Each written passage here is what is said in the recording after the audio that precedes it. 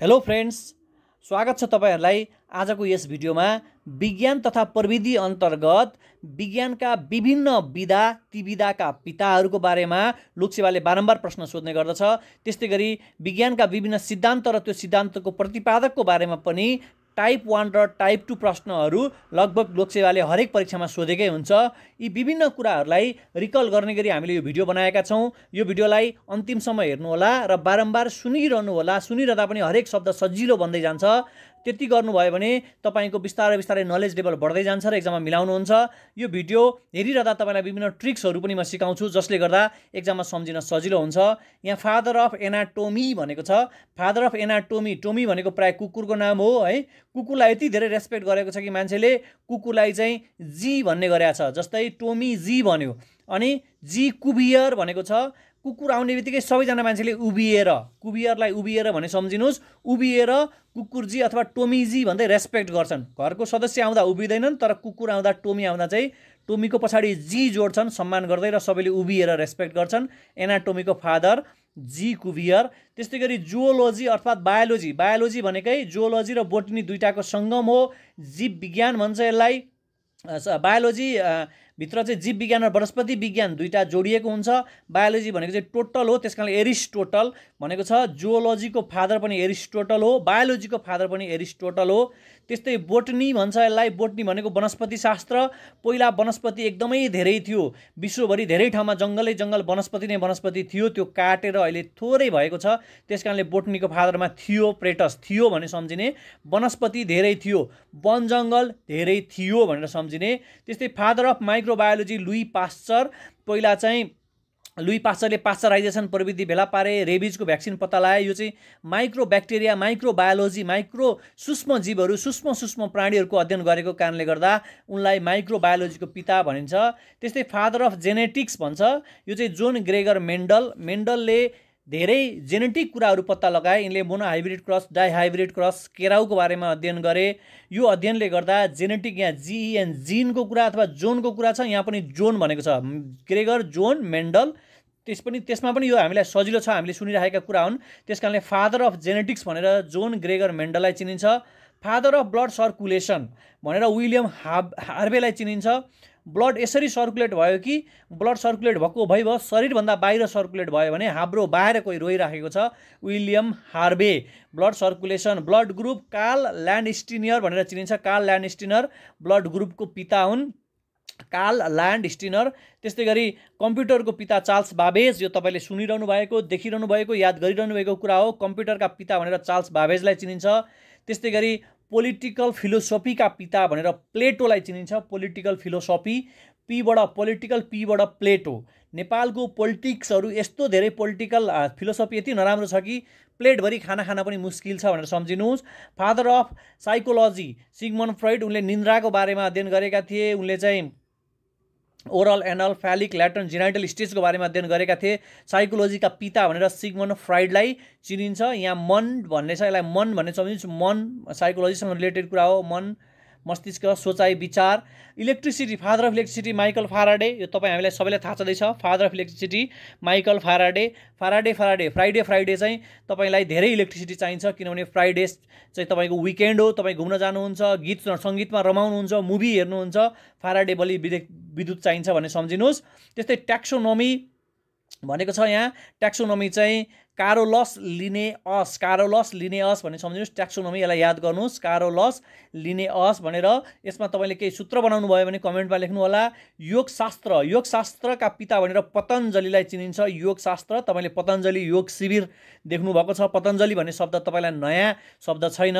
त्यस्तै father of आयुर्वेदिक शास्त्र, आयुर्वेदको पिता भनेर चाहिँ धन्वन्तरीलाई चिनिन्छ। आयुर्वेदको पिता भनेर, आयुर्वेदिक औषधि खायो भने धेरै धन जोगिन्छ भनेर सम्झिनुहोस्। आविष्कारका पिता, वैज्ञानिकहरूका पिता भनेर थोमस अल्वा एडिसनलाई चिनिन्छ। उनले 1093 वटा इन्भेन्सन गरेका थिए।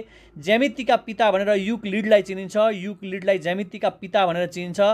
चिकित्सा शास्त्रका पिता भनेर हिपोक्रेटसलाई चिनिन्छ। चिकित्सा शास्त्रका पिता भनेर। त्यस्तै गरी समाजशास्त्रका पिता भनेर अगस्ट काम्टेलाई चिनिन्छ। समाजशास्त्रका पिता भनेर अगस्ट काम्टे। समाजमा गोष्ठहरू आए, गोष्ठहरू आएपछि सबै काम्न थाले। सबै काम्न थाले। अगस्ट काम्टे। भूगोलका पिता भनेर इरेटस्थेनिजलाई चिनिन्छ। मानव भूगोलका पिता भनेर फ्रेडरिक राचेललाई चिनिन्छ। मानव भूगोलका पिता भनेर विज्ञानका पिता भनेर अल्बर्ट आइन्स्टाइनलाई चिनिन्छ। त्यस्तै भौतिक शास्त्रका पिता फिजिक्सका फादर भनेर सर आइजक न्युटनलाई चिनिन्छ। इतिहासका पिता भनेर हेरोडोटसलाई चिनिन्छ। इतिहास र भूगोल फरक फरक हो। भूगोलको इरेटस्थेनिज, इतिहासको हेरोडोटस। इतिहास हेरिरहनु पर्दछ। इतिहास। यन्त्रयुगका पिता भनेर लियोनार्दो दा भिन्चीलाई चिनिन्छ। यन्त्रयुगका पिता भनेर लियोनार्दो दा भिन्ची। अर्थशास्त्रका पिता भनेर आडम स्मिथलाई चिनिन्छ। त्यस्तै गरी father of modern science, father of modern physics, father of scientific method, father of observatory astronomy भनेर ग्यालिलियो ग्यालिलीलाई चिनिन्छ। फेरि रिपिट गरेँ मैले, father of modern science, father of modern physics, father of scientific method, father of observatory astronomy भनेर Galileo ग्यालिलीलाई चिनिन्छ। यो एकदमै धेरै इम्पोर्टेन्ट छ।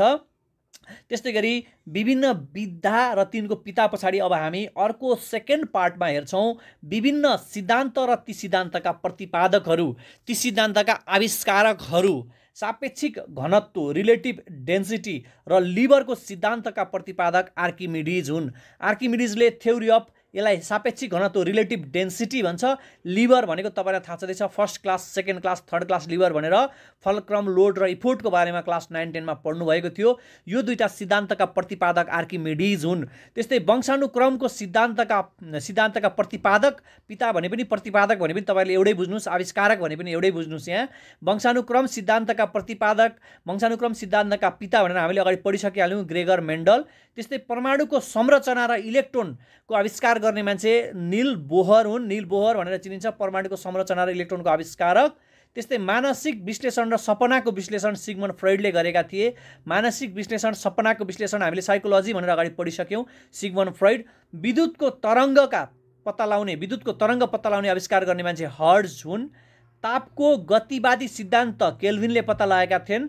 तापको अपघटनको चाहिँ जुलले पत्ता लगाएका हुन् भने तापको गतिवादी सिद्धान्त, फ्लो, हिटको फ्लो हुने सिद्धान्त चाहिँ केल्भिनले पत्ता लगाएका हुन्। त्यस्तै पानीको संरचना र हाइड्रोजन पत्ता लगाउने मान्छे हेनरी क्याभेन्डिस।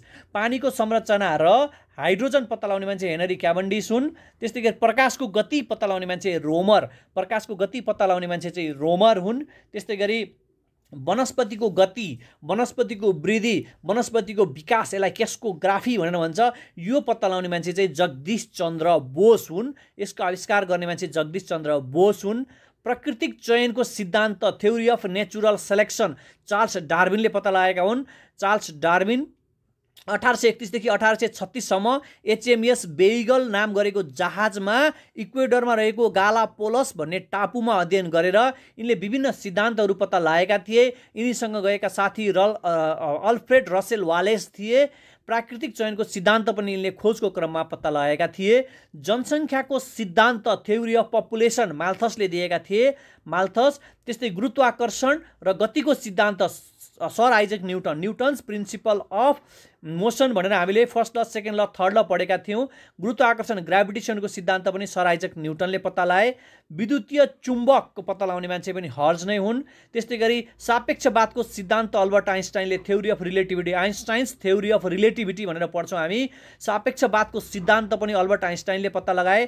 तापको विनाशिता अपघटनको सिद्धान्त जुलले पत्ता लगाए, जुल। त्यस्तै गरी जुल भनेको चाहिँ इनर्जीको युनिट पनि हो। त्यस्तै गरी दूरबीन अथवा टेलिस्कोपको आविष्कार ग्यालिलियो ग्यालिलीले गरे। दूरबीन र टेलिस्कोपको आविष्कार यहाँ लास्टमा छ।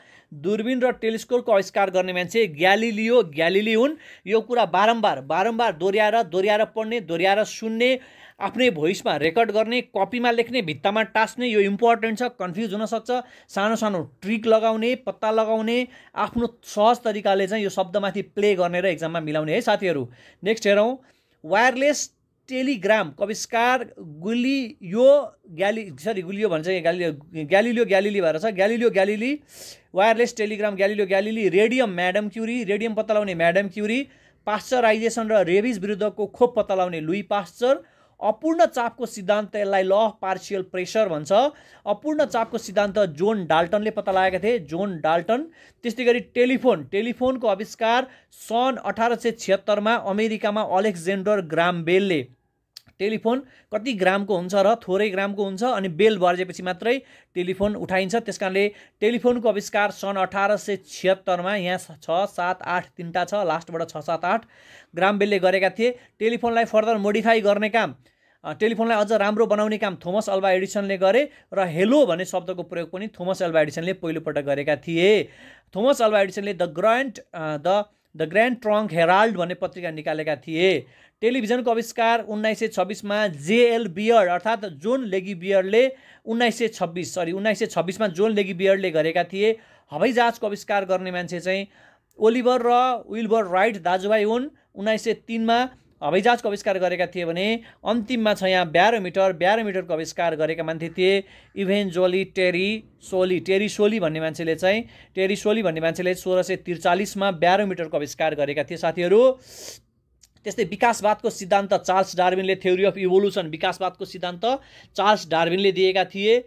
टेलिग्राम, बल्ब, बिजुलीको बल्ब, फिल्मको रिल लगायत 1093 आविष्कार गर्ने मान्छे थोमस अल्वा एडिसन हुन्।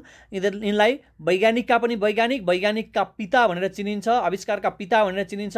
परमाणुको संरचना क्वान्टम थ्योरीको बारेमा चाहिँ मैक्स प्ल्याङ्कले भनेका थिए। Max Planck electron theory Niels बोहरले दिएका थिए, अगाडि हामीले भनिसकिहाल्यौँ। Theory of electromagnetic wave Maxwell, theory of electromagnetic wave म्याक्सवेलले दिएका थिए। जीव भूगोल जियोग्राफी चाहिँ अल्फ्रेड रसेल वालेसले दिएका थिए। यसको सिद्धान्त जीव भूगोल bio geography Alfred Russel wireless चाहिँ चार्ल्स डार्विनसँग अध्ययन गर्ने चार्ल्स डार्विनका सहयोगी वैज्ञानिक थिए अल्फ्रेड रसेल वालेस। विद्युतीय तरङ्ग हेनरी रुडोल्फ हर्ज अथवा हेनरी हर्जले पत्ता लगाएका थिए। विद्युतीय तरङ्ग वायरलेस टेलिग्राफ मार्कोनीले पत्ता लगाएका थिए। टेलिग्राफ चाहिँ थोमस अल्वा एडिसनले, वायरलेस टेलिग्राफ चाहिँ मार्कोनीले पत्ता लगाएका थिए। साथीहरू धेरै धेरै धन्यवाद। लामो र गहिरो सास अनुहारमा प्रसन्नताको साथ भन्ने स्लोगन छ आज।